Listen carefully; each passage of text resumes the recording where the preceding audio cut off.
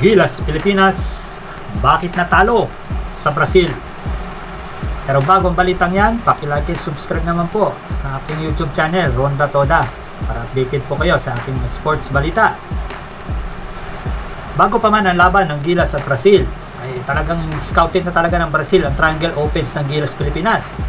Pinag-aralan talaga nila ang kalawan ng Gilas, especially yung mga strategy kung paano malimitahan si Justin Noy Pibrauli, Dwight Ramos at Junmar Fajardo. Na-outplay talaga ng Brazil ang Gilas Pilipinas kagabi. Yung mga first, second quarter, lamang pa ang Gilas Pilipinas. Halos talagang hindi makahabol yung Brazil. Pero pagtugtong ng third quarter at fourth quarter, halos kontrolado na ng Brazil ang kalamangan. At hirap na hirap na ang Gilas na umabol. Napakalaking tulong sana ni Kay Sotto kagabi kung naglaro si Kay Sotto.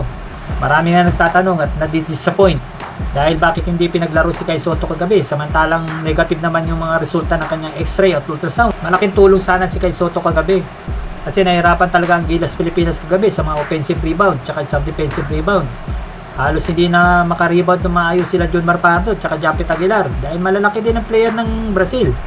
Kaya hirap na hirap ang Gilas sa kontrolin yung rebound. Sayang na sayang at hindi naglaro si Kay Sotto. Ito na yung pinakamalaking chance ng Gilas para makabalik ulit tayo sa Olympics.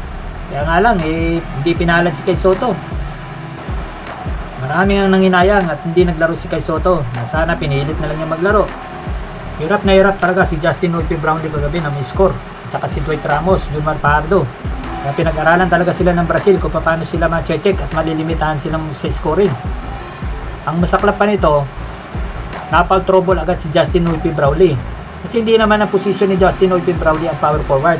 Ngayon, sa kakulangan nga ng player, nakawala ni Kay Sotto, talaga napilitan si Coach Tinko na ilagay si Justin Noy Pibrauli sa ibang posisyon. Isa rin sa nakitang dahilan ba't natalo ang Gilas ay yung kakulangan ng natural point guard. Napakalaking tulong sana ni Scottie Thompson kung kasama siya sa lineup ng Gilas Pilipinas.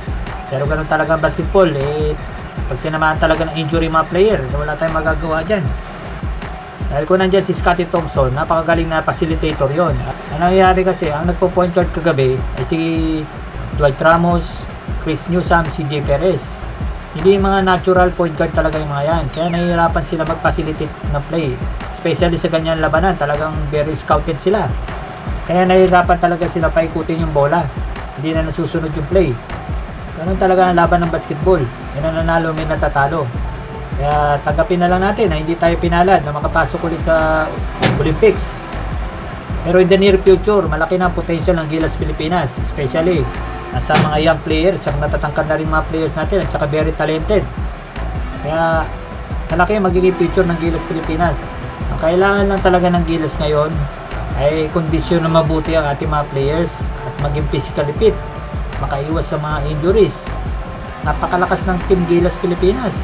So, nandyan pa sila AJ Edu, Jamie Malonzo, Scottie Thompson. Talagang powerhouse na yung team Pilipinas. Sa ating mga Gilas players at sa mga coaching staff ng Gilas Pilipinas, mabuhay po kayo. Talagang ipagmamalaki po namin kayo sa ating bansa. Proud to be a Filipino. Talagang may pagmamalaki po ng bawat Pilipino. Ang sakripisyong ginawa ninyo sa hirap at pagod para sa bayan, lumaban kayo.